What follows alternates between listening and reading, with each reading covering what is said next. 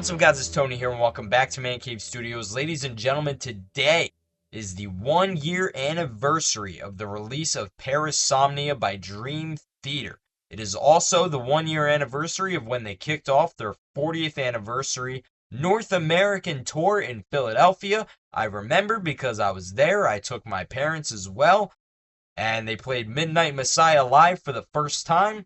They played Octavarium live for the first time in 20 years or so on North American soil. It was awesome. It was really cool. And so today we're going to talk about Parasomnia, the album that came out exactly a year ago. But first, new riffs. So I'm not actually recording this on February 7th. We're going to talk about all this on the day that you're seeing this, February 7th. But I'm recording this on the day that ANKOR released Nagato. And I'm deliberately recording today because together we are going to react to it. Yes, I am going to do a live reaction for the first time in this series. So, got the new riffs, and here it is. Here is the newest of riffs.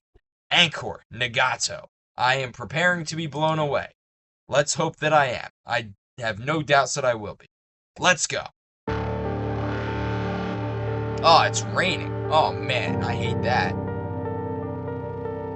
I don't know anything about anime, so I feel like I'm kind of SOL on, theme and stuff. Oh well.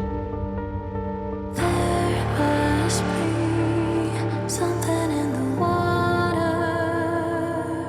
Okay. I taste it in the air. Yeah, this is Bittersweet. okay. This is very anime. I don't recognize the monster in the mirror. You got a little bit of a trap beat going on here. That's interesting. Oh, now the eyes are purple. They were red in the last one. Can you hear me? Are they making their own anime series? Is that what this is? There you go. There's a feature.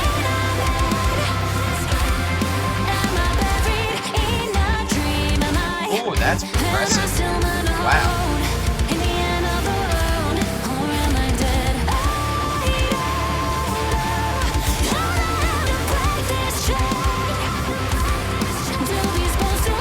Dude, we're like a minute in. There's so many different elements going on here.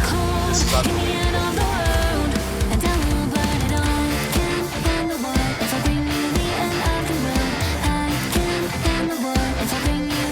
This reminds me of Bill Kelly.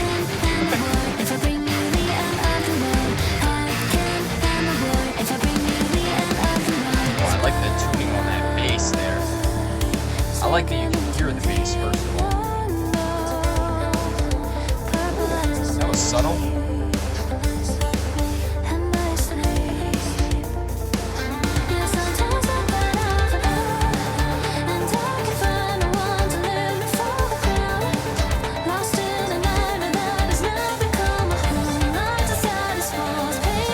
This reminds me a lot of Hill Valley. I don't know why. I mean, the chorus definitely, but.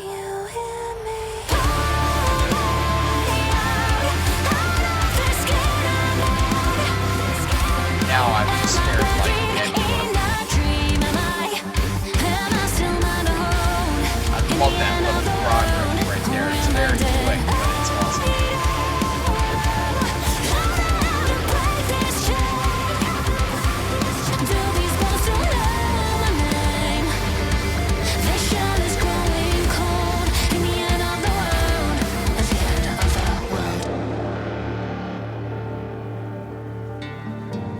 Oh, they brought the acoustic guitar in for this one. Oh boy, now we're going way back. This is some Last Song for Venus type stuff right now.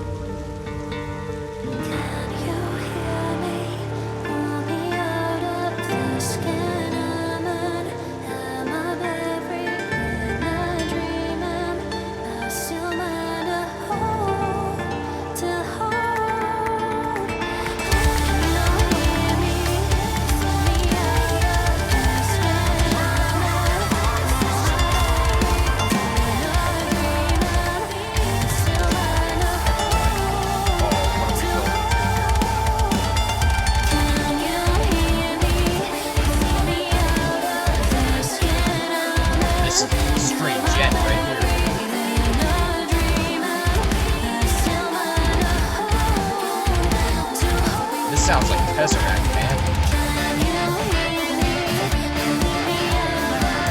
And then you're just right back to the EDM. Wow.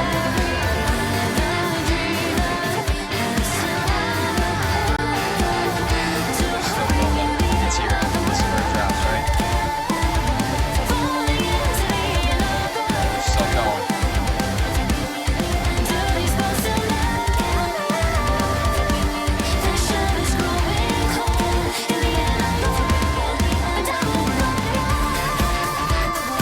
Okay.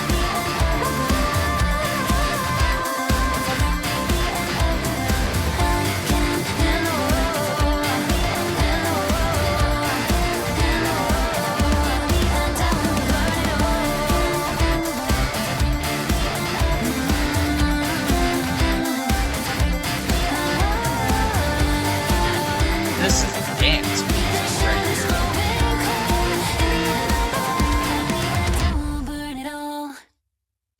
Okay. Wow. That was interesting. I do like Madara better. I'm gonna say that. But I do really like that. That is an amazing, just amazing song. They combine so many different styles of music and they never cease to surprise you. Like, the little bits of prog in there are awesome. Then it's just straight gent. There's a lot of there's a whole section I said it that sounds like Tesseract a little bit, you know, where it's like the high pitched vocals, but the gent underneath. It's awesome. Um, and then obviously dance EDM. It's very much like Hill Valley in that way. Um, wow, just another banger from a band that doesn't miss. That's awesome. I love that. I'm gonna listen to that on repeat for several months now. Okay, let's move on. Let's talk about Parasomnia by Dream Theater. So, this album was a follow up to A View from the Top of the World, which was an album that I don't think many people really liked. I'm at least just speaking for myself. I wasn't a fan of that album. It sounded very, there wasn't a lot of emotion on it, I felt like. There wasn't a lot of energy in a sense. The Alien won a Grammy, and I don't think that was even the best song on that album. Sleeping Giant was the only song that I really, really liked. Answering the Call was another good one, but the rest of the album was kind of lackluster. It was really just there was a guy who made a video um where it was like every song off of A View from the Top of the World, and it's like James slow vocals, and his vocals are like slowed down from Another Day, and it's just drum fills behind it. And that was very, very much the case with this album. It was very technical. There wasn't a lot of emotion as there has been in previous Dream Theater albums. I'm wearing a Distance Over Time shirt. I really like Distance Over Time. That might still be my favorite Dream Theater album. Um, and there wasn't a whole lot of emotion on that either, but it seemed like there was, significantly less on A View from the Top of the World. So they come back 4 years later, new drummer, technically old drummer, and they release Parasomnia. The first song they release is Night Terror. Before it's released, the whole album is released anyway. They release Midnight Messiah and A Broken Man in the opposite order. A Broken Man came out first. And those were pretty good songs, but also kind of like reminding you a lot of A View from the Top of the World in a sense. I thought Midnight Messiah was different from anything I've heard from Dream Theater before, though, so I was very excited for this album to come out because of that. And so this album kicks off with In the Arms of Morpheus, and it's basically the overture. They set the scene. Guy basically, if you went to the concert where they performed this whole album live, the guy goes into his house, lies down, and settles into a dream. Parasomnia is all about, the whole album is all about kind of these sleep defects, these different aspects of like sleepwalking and nightmares and pretty much everything except for like sleep apnea. But yeah, it's about like sleep dysfunction. And so yeah, so we start within the arms of Morpheus, which like I said is the overture. You get several riffs, a lot wind up at the Shadow Man incident. at the end of the album.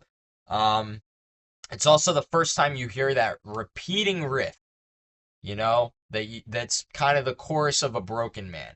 And I like that, which I think is also part of it. Like it's the recurring dream, which I think is what they were going with this album. You're stuck in a recurring nightmare, essentially. Um, then you get into Night Terror. Now this is a song that's been nominated for a Grammy.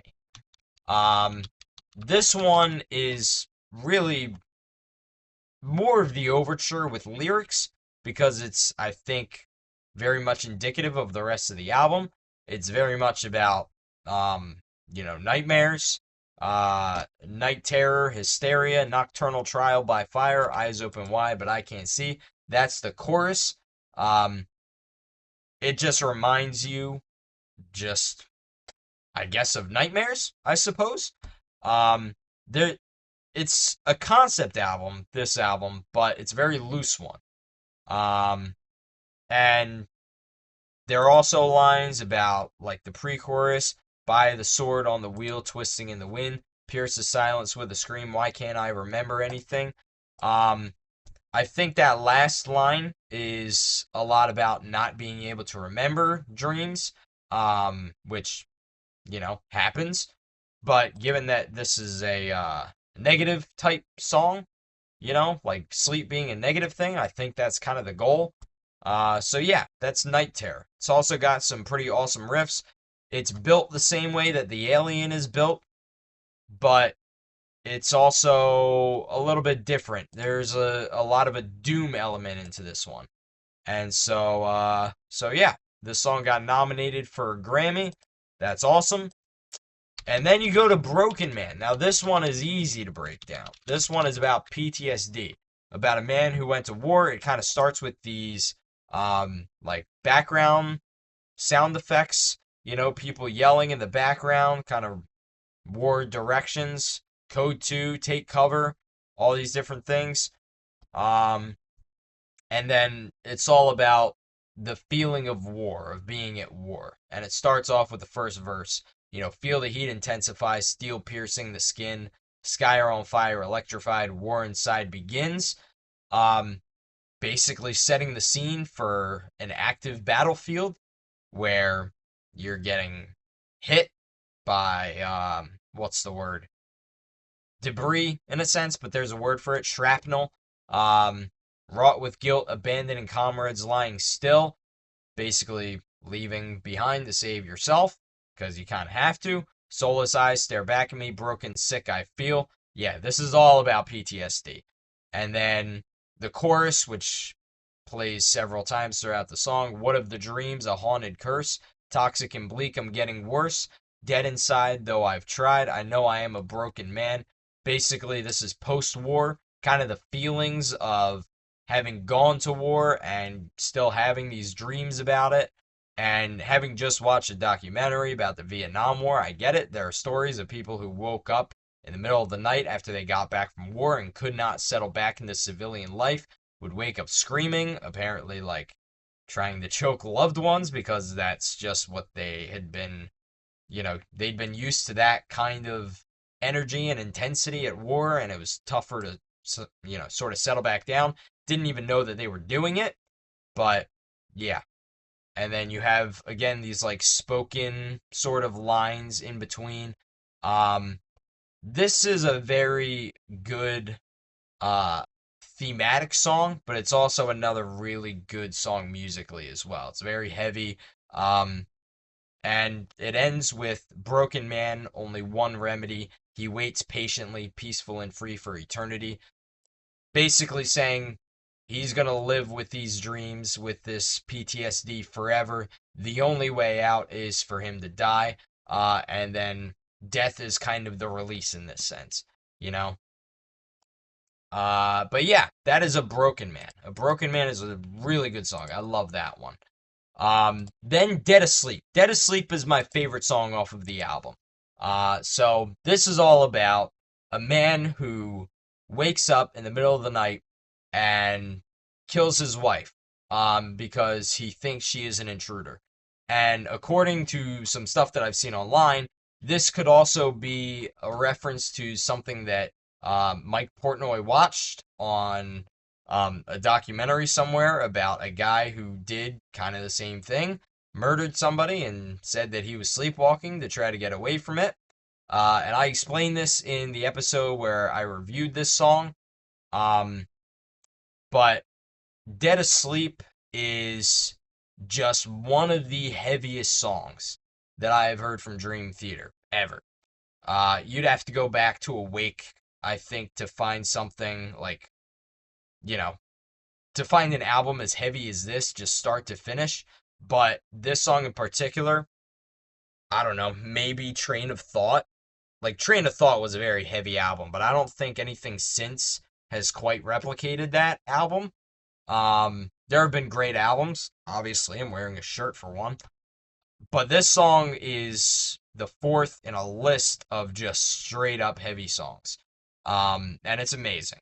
And it's very also emotional too, because it starts with, they're setting the scene again of this village with the sound effects at the beginning, and now you have that Broken Man riff, and it's sort of on this, violin type of sound.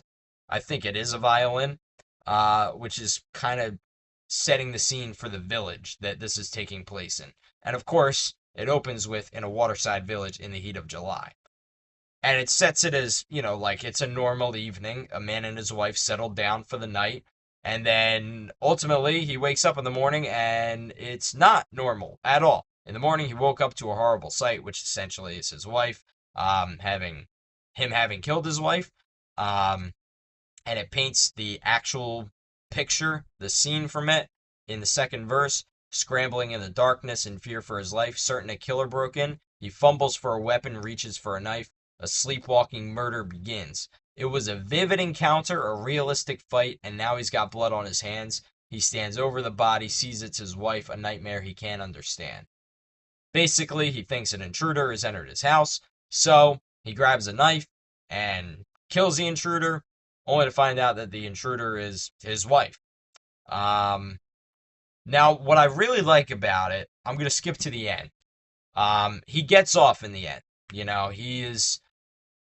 He's acquitted of having killed his wife, but he goes back home and you have this very ominous sort of riff with the same riff as the chorus from Broken Man again, because it's the whole recurring dream thing.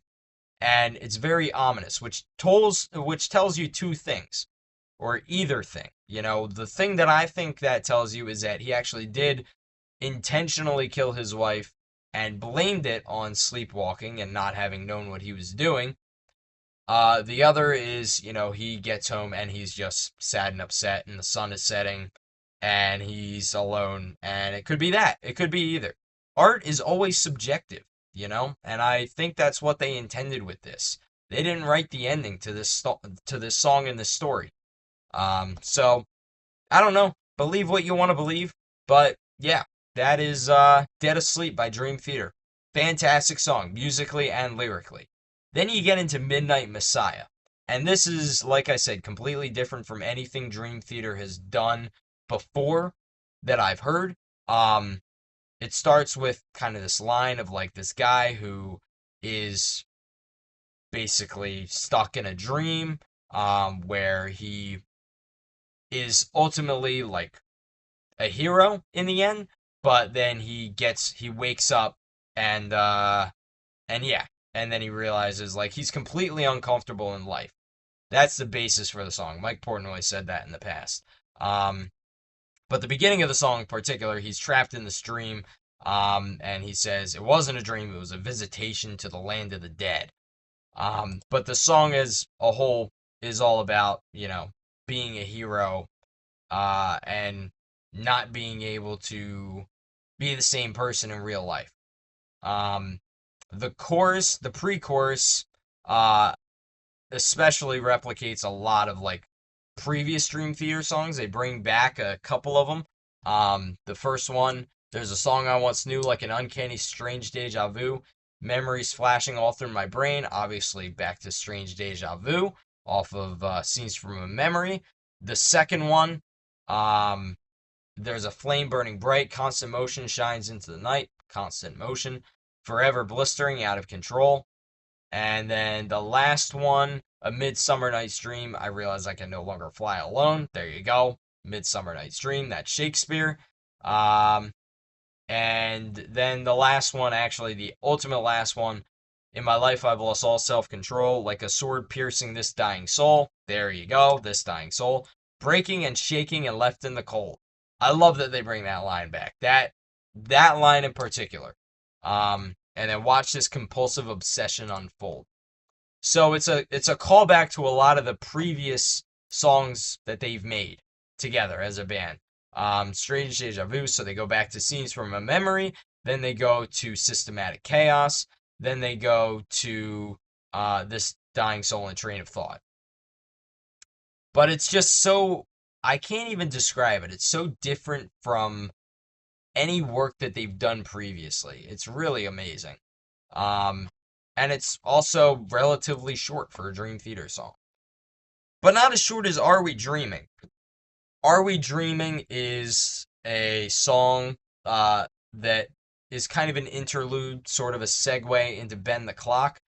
And it's got like reverse lyrics and stuff, kind of lyrics moving backwards because it's sort of this like echo type of thing. And it's basically this couple whispering to each other. And I can't really tell for sure what the song is about, but it feels almost like, a guy leaving his wife in the middle of a night. But it's a great interlude to Bend the Clock. It's pretty dark. Bend the Clock is a funny one because it's another very much like you're stuck in this nightmare, this paralyzing dream type of song. Um, but it's the beat behind it, like the music behind it is very uplifting and positive. And it starts with just this kind of uplifting, guitar riff. But at the same time, the lyrics, worn down, wearing thin, hellish dreams, tormenting scenes, shadows looming, I'm paralyzed, can't move, scared and confused.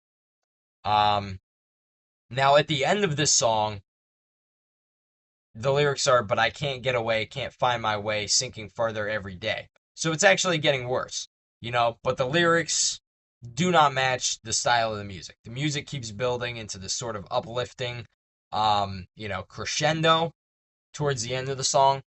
Um, but these dreams are still recurring. These nightmares are still recurring. Um, I think the nightmare is about not being able to escape from your past, like dreaming about your past and something that somebody might have done, like the main character in the song might have done, and not being able to really break free from it, because that's kind of what gets referenced throughout this song.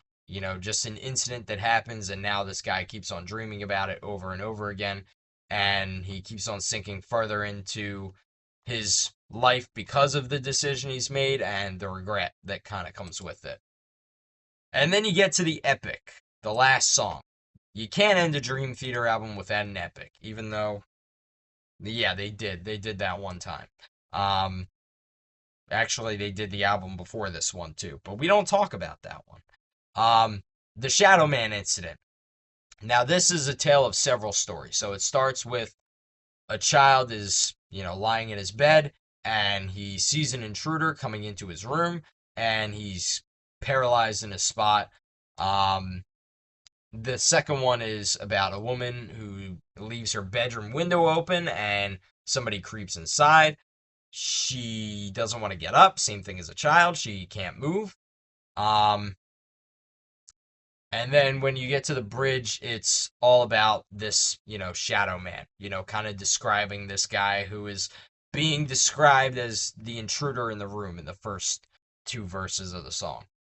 Standing at 7 feet tall, he's a sight to behold. Tales of the Man in the Hat surfaced centuries ago. Um, Basically, that is the Shadow Man.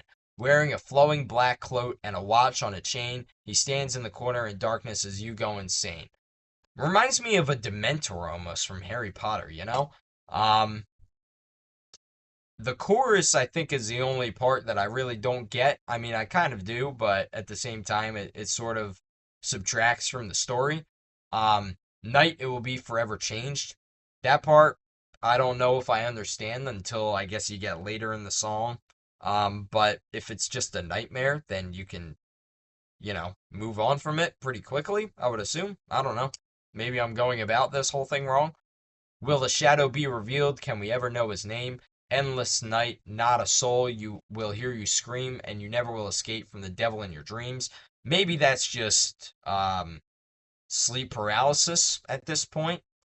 But yeah, and ultimately at the end of the song, um, it kind of tells a story of everybody, collectively having nightmares at least one point in their life or another. Now, this one is particular about this shadow man. Terrifying nightmares shared around the world, stories of a faceless man who goes by many names and traps us in its fearful gaze. As you fall asleep, better keep a watchful sight and maybe leave a light on tonight. Ooh, yeah. Okay then. So we're leaving a light on tonight. And then the song actually ends with these lyrics of wake up repeatedly, and then the alarm clock ringing, which reminds me a lot of how they used to end albums, where it would end on a particular note. Maybe this same alarm clock ringing starts the next album. Who knows? Hopefully it does, because they kind of did that from Scenes from a Memory all the way till Octavarium. So yeah. So hopefully they bring that sort of, each album being connected back. But yeah, that's Parasomnia by Dream Theater. It is a great album. I love this album. So yeah. Well, tell me what you think about Parasomnia by Dream Theater. That's pretty much it for this episode. I don't know of any new tours that have been announced as of recently. I'm also not on any type of media. I know Dream Theater's in Australia or something right about now.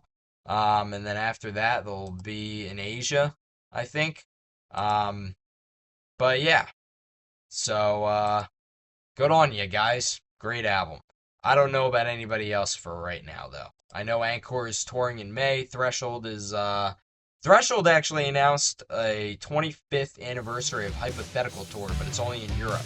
So that's unfortunate, but at least I get to see them in the United States later this year. Anyways, thank you guys very much for watching, and peace out, broskies.